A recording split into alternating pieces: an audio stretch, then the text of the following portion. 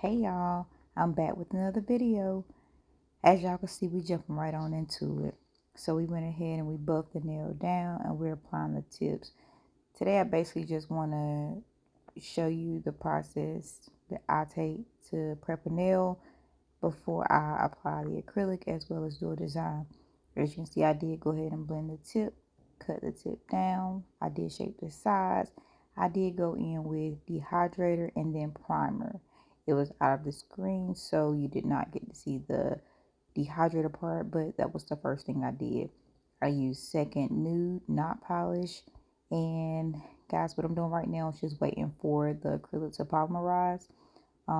As you can see the white going away. That way you don't have a dry bead. This application is actually in real time. I am not the fastest when it comes to applying acrylic, but the plan is to work on that, which is why I will be uploading videos more often. So what I'm doing right now is I do start at the tip and apply my acrylic. I bring my acrylic down, blend it down, smooth it down until the whole bottom of the tip is covered.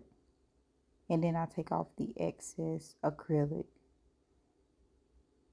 And again, I wish I was a little bit faster at applying acrylic, but I'm not. It's just what it is.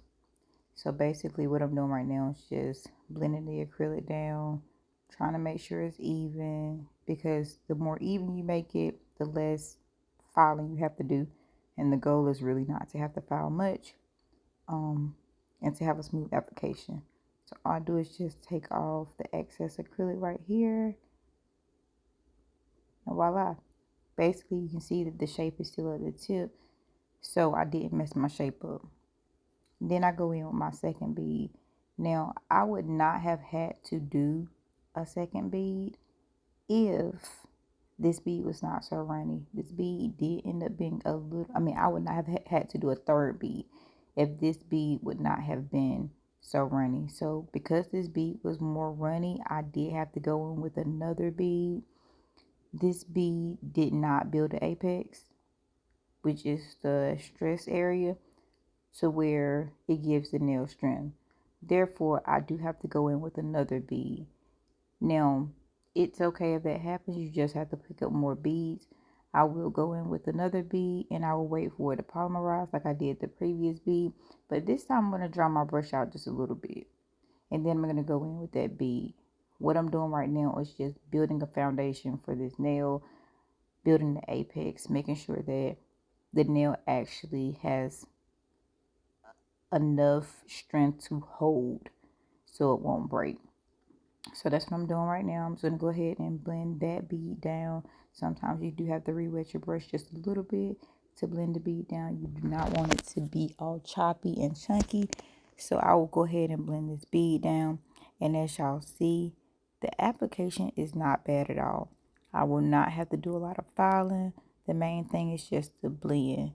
Now, looking back at the video, it is a little brown spots, because we do with the mannequin hand, it is a brown tip. So I can see like the little brown tip underneath, but having a client, that wouldn't happen. You don't want that to happen. You want to make sure that you have full coverage. But again, I have an apex, I have full coverage, and as you can see, it's a smooth foundation. So I do not have to do too much filing. So after I let that sit and dry for a few minutes, I did go back in and I went ahead and filed. Although, like I said, I didn't have to do too much filing, I did go over top, and as you can see, it didn't take much. Once the nail actually turns white all over, you can really tell where it's not even. And I didn't have too many spots that were not even. That's why it didn't take long to file it. I go behind my filing with buffing. I always like to buff to make sure I have a smooth surface. That's just me. Not everybody likes to buff. Some people like to leave theirs to where they feel like the polish will stick.